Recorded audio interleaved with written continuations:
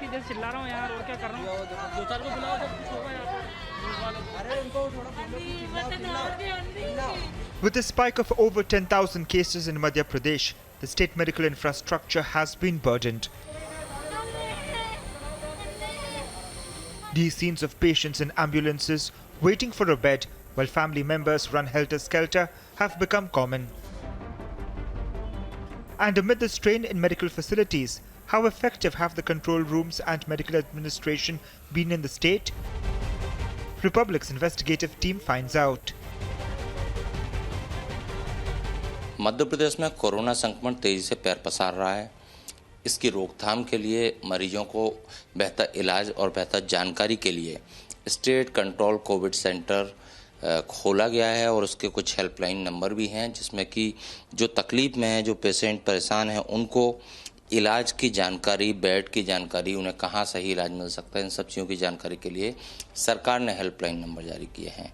लेकिन इन हेल्पलाइन नंबरों की स्थिति क्या है, इन पर कैसी जानकारी मिलती है, क्या असल में लोगों तक मदद पहुंच पाती है या नहीं, इसका हम रियलिटी चेक करेंगे। क्योंकि कई शिकायतें हमारे पास भी आई, हमें भी लोगों ने बताया कि हेल्पलाइन नंबर जो हैं वो काम नहीं कर रहे हैं। तो स्टेट कंट्रोल कोविड सेंटर जो है उसका हेल्पलाइन नंबर हमारे पास है 075527042225। अब मैं इसे डायल करूँगा। इसका एक और हेल्पलाइन नंबर है 1075। तो पहले मैं लैंडलाइन नंबर लगा रहा हूँ।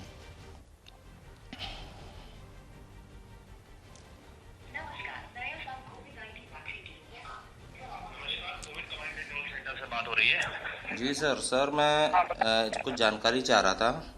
बताएं। मैं कह रहा हूँ मेरे परिचित हैं संजय अंकिल। जी बताएं। उनका रैपिड में पॉजिटिव आया है। अब अंकिल संजय अंकिल उनका रैपिड में। मेरा नाम सत्य विजय सिंह।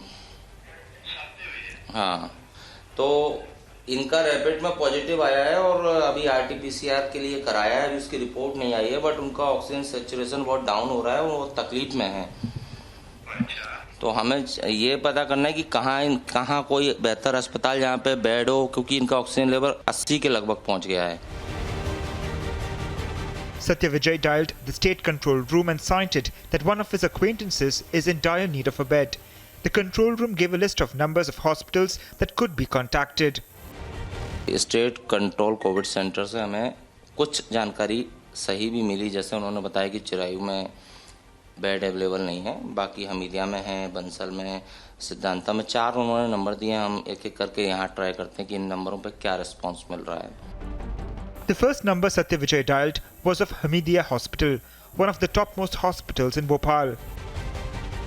ये हमीदिया नंबर है। हमीदिया अस्पताल मध्य प्रदेश के सबसे बड़े अस्पतालों में से एक अस्पताल है।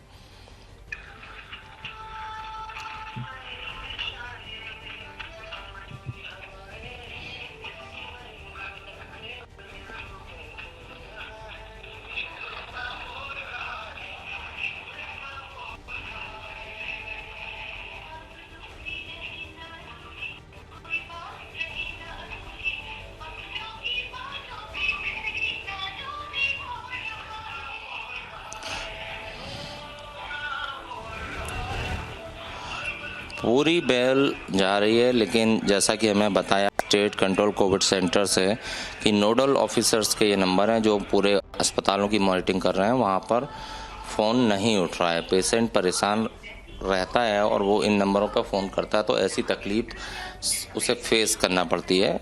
ये हमीदिया अस्पताल के ये हाल हैं, जहाँ पर कि फ़ोन लगाने पर भी फ़ोन नहीं उठ रहा है। With no response from Hamidiya Hospital, the next call was to Siddhanta Hospital in the hope that there is a bed availability.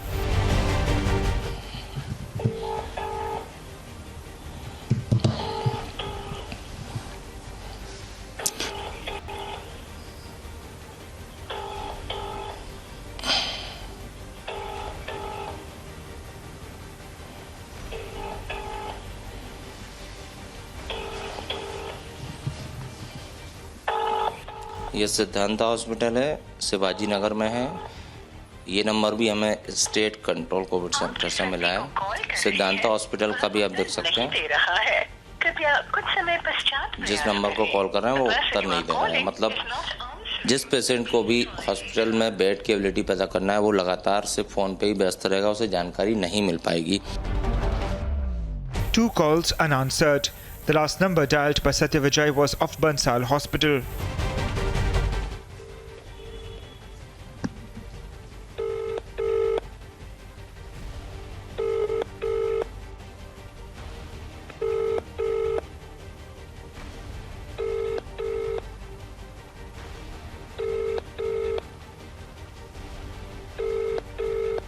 आप जिस व्यक्ति को कॉल कर रहे हैं वह उत्तर नहीं दे रहा। आप जिस व्यक्ति को फ़ोन कर रहे हैं वह उत्तर नहीं दे रहा है।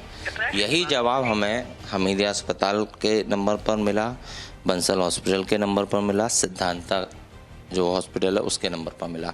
मतलब दावे तो सरकार बड़े बड़े करती है कि जो स्टेट कंट्रोल कोविड सेंटर है यहाँ से हम मरीजों को या जो कोविड संक्रमित है उसे सही जानकारी तुरंत पहुँचाते हैं, तुरंत जानकारी देते हैं कि वो जल्द से जल्द हॉस्पिटल पहुंच सकें और अपना इलाज शुरू करा सकें। लेकिन स्थिति जो हकीकत है, जो धरातल है, जो रियलिटी चेक हमने किया है अभी फ़िलहाल, ये जो हमें नंबर मिले हैं स्टेट कंट्रोल कोविड सेंटर से ही मिले हैं और पूरा ये अनकट मैं रिकॉर्ड कर रहा हूँ। जो नंबर दिए चारों के चारों नंबर, एक चिरायु इसमें से हटा देते हैं क्योंकि चिरायु का नंबर तो उन्होंने दिया लेकिन हमने ट्राई नहीं किया क्योंकि स्टेट कंट्रोल कोविड सेंटर से बताया गया कि चिरायु हॉस्पिटल इस समय फुल है, वहाँ बेड नहीं है। लेकिन हमीदिया अस्पताल जो कि प्रदेश का सबसे बड़ा सरकारी अस्पताल है वहाँ पर फ़ोन पिक नहीं हुआ, बंसल हॉस्पिटल में फ़ोन पिक नहीं हुआ, सिद्धांता हॉस्पिटल जिसका नंबर है 9826078794 यहाँ पर भी फ़ोन पिक नहीं हुआ। तो इन सब चीज़ों के बारे में हम नेशनल हेल्थ मिशन के जो अधिकारी हैं, मंत्री हैं, उनसे भी उन्हें हम जानकारी दे चुके हैं कि इस तरह का रिस्पांस मिलता है, किसी भी पेशेंट को कोई सही जानकारी नहीं देते हैं, जो नंबर देते हैं वो पिक नहीं होते हैं, ऐसे में मरीजों को परेशान होना पड़ता है। With major administrative and communication lapses, it is the patients who have to bear the brunt of inefficiencies of the system. A special report filed by Satya Vijay in Bhopal.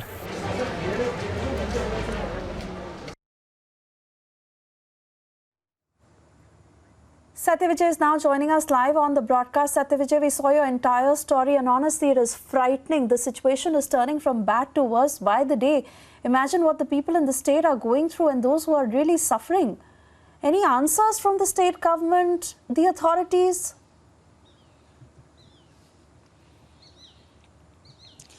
देखिए, सरकार के दावों की पोल खोलती है हमारी ये रिपोर्ट, इसीलिए हमने इस तरह का रियलिटी चेक किया था क्योंकि सरकार तमाम तरह के दावे करती है कि हम व्यवस्थाएं कर रहे हैं, स्टेट कोविड सेंटर बनाया है, ऑक्सीजन की कमी नहीं है, इंजेक्शंस की कमी नहीं है, बेड्स की कमी नहीं है। लेकिन सोचिए आप करोड़ों रुपए खर्च करके पिछले 1 साल से जिस महामारी से पूरा देश पूरा स्टेट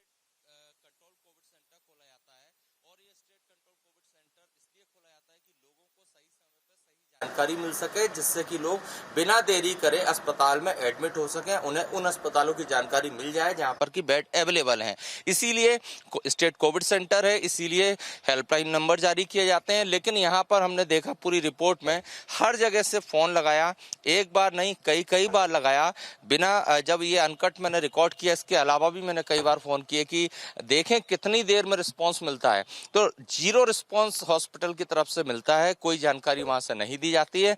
ऐसे जो है जिनका की कहना था कि इन अस्पतालों में बेड अवेलेबल है, इनमें नहीं है, अगर वहां पर मरीज घर से जाता है तो सिर्फ वो अस्पताल दर अस्पताल भटकता रहेगा और ऐसे में उसकी तकलीफ और बढ़ सकती है, उसकी जान भी जा सकती है। इसी ओर सरकार को ध्यान देना चाहिए। लेकिन दुखद बात यह है कि ऐसा हो नहीं रहा है। सिर्फ कैमरा देखकर दावे किए जाते हैं। इस बारे में जब हमने आज चिकित्सा शिक्षा मंत्री विश्वास सारंग को अवगत कराया तो उनका कहना था कि अगर रिस्पॉन्ड नहीं कर रहे हैं इस तरह से हॉस्पिटल या स्टेट कोविड सेंटर तो इन लोगों के खिलाफ कार्रवाई की जाएगी।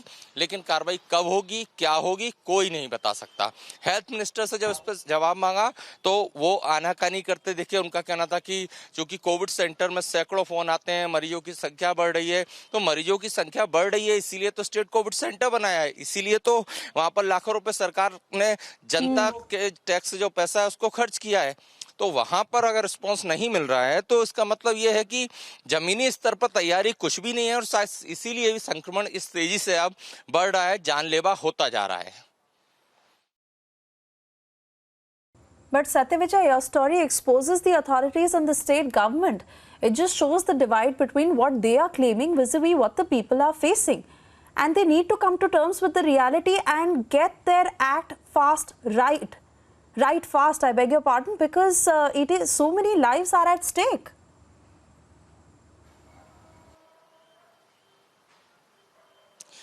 जी बिल्कुल, देखिए स्टोरी सिस्टम को तो एक्सपोज कर ही रही है कि किस तरह यहाँ पर सिर्फ दावे जो कर रहे हैं सरकार की तरफ से किए जा रहे हैं। समीक्षा बैठक रोजाना की जाती हैं, पिछले कुछ दिनों से तो रोजाना 203 समीक्षा बैठक मंत्रालय में होती है। शाम को बाकायदा एक शिवराज सरकार के मंत्री आते हैं, मीडिया को ब्रीफ करते हैं, उसमें ये बताते हैं कि हमारे पास इतनी ऑक्सीजन, इतने इंजेक्शन है।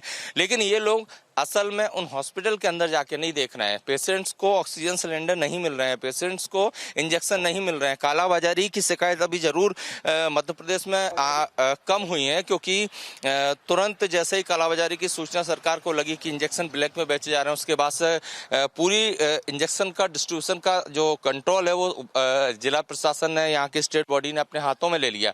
लेकिन आप देखिए, जिन चीजों को, जिन जनता की सेवा के लिए जो सुविधाएं चालू की जाती हैं, कोविड इतनी बड़ी महामारी है, पिछले मार्च से ये चल रही है और अभी तो पैर पसार इतने ज्यादा रही है कि प्रतिदिन 10 से ज्यादा केस सामने आ रहे हैं। सरकारी आंकड़ों की बात करूं तो 53 मौत 24 घंटे में सरकार के आंकड़ों में। हालांकि मौत का जो असल आंकड़ा है वो इससे डबल से भी ज्यादा है, लेकिन चूंकि सरकार उसमें भी यही कह देती कि कई ऐसे लोग हैं जो कोविड संक्रमित थे या नहीं, संदिग्ध थे, उनकी बॉडी जब जलाई जाती है तो ये उसी नियम के तहत जलाई जाती है, इसलिए आप लोगों को लगता है कि शमशान घाट में शवों की संख्या बढ़ रही है। लेकिन हकीकत में ये हमने ग्राउंड रिपोर्ट शमशान घाट से भी की थी, तो उसमें देखा था कि बाकायदा उनको सर्टिफिकेट दिया था कि ये कोविड पेशेंट है और उसकी मौत हुई है, जिस वजह से उसे पीपी किट में लाकर वहां जलाया जाता है। तो कई तरह की चीजें। And it is time that the state government gets its act right, because just too many people are suffering at this point and there is no time to waste.